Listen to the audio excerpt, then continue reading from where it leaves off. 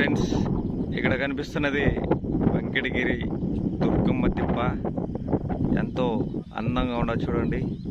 ఎందుకంటే ఉదయాన్నే సూర్య భగవానుడు కిరణాలు ఆ తిప్ప మీద పడటం వల్ల ఎంతో అందంగా కనిపిస్తుంది. ఇవే మనకు తూర్పు కనుమలు అంటారు.